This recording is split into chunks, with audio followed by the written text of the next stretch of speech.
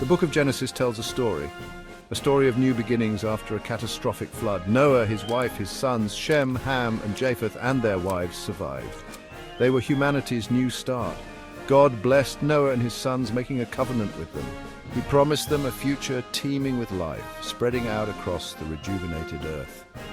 This promise wasn't just about population growth, it was about the birth of nations, each tracing its lineage back to one of Noah's 3 sons.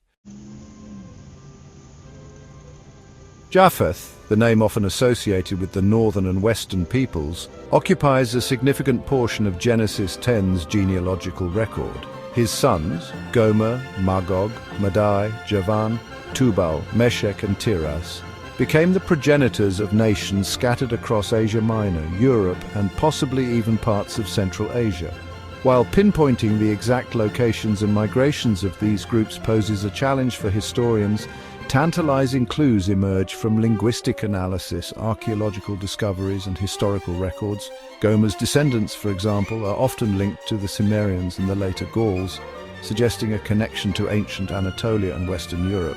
Javan's sons, Elisha, Tarshish, Kittim, and Dodanim, hint at maritime activity and trade, potentially pointing to settlements around the Aegean Sea and the Mediterranean coasts. The name Javan itself resembles Ionia, a region in ancient Greece. These connections, though sometimes speculative, illustrate how the Bible's genealogies provide a framework for understanding the movement and spread of early populations.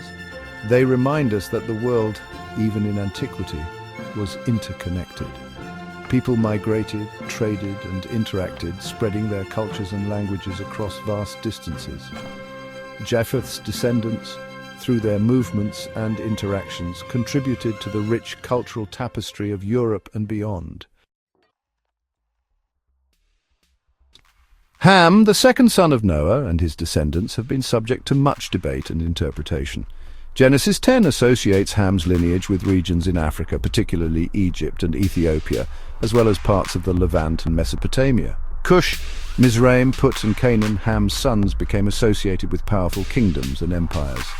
Mizraim's descendants, the Egyptians, built one of the ancient world's most enduring civilizations.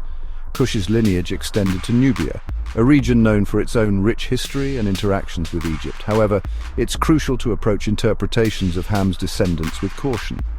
Over time, interpretations of the biblical narrative, particularly relating to the story of Noah cursing Canaan, were sadly used to justify slavery and racial prejudice.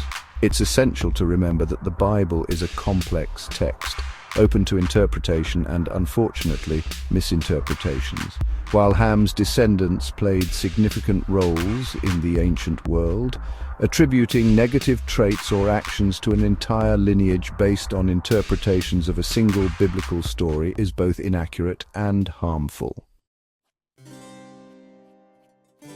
Section 4. Shem, the line leading to Abraham and beyond. Shem, Noah's firstborn, holds a special place in the biblical narrative. His lineage, as detailed in Genesis 10 and 11, leads to Abram, later renamed Abraham, the patriarch of the Hebrew people.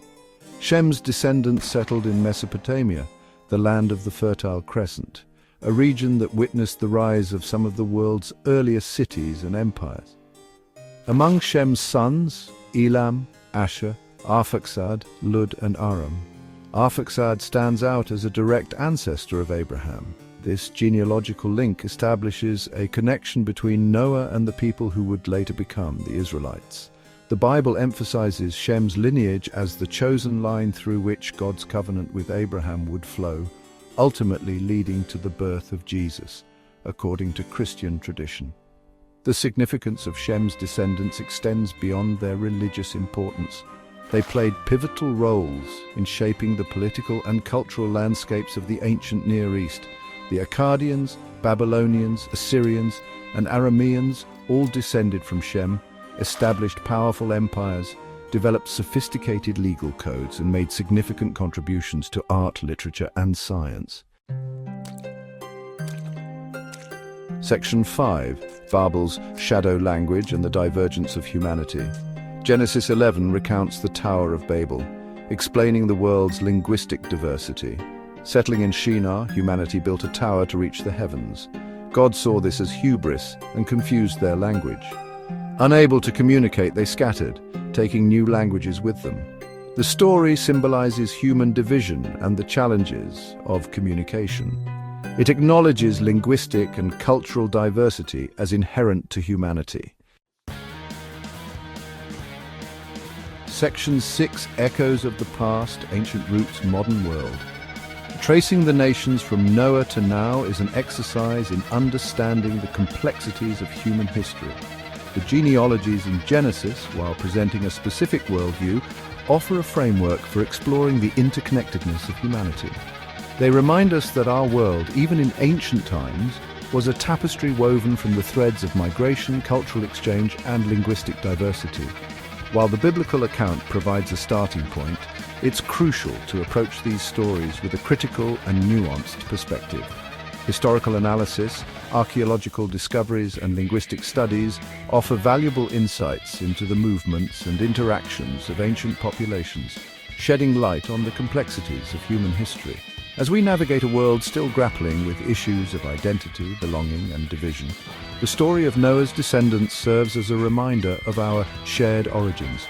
It encourages us to look beyond our differences and recognize the common threads that bind us together as citizens of a global community, a community with roots reaching back to the dawn of civilization.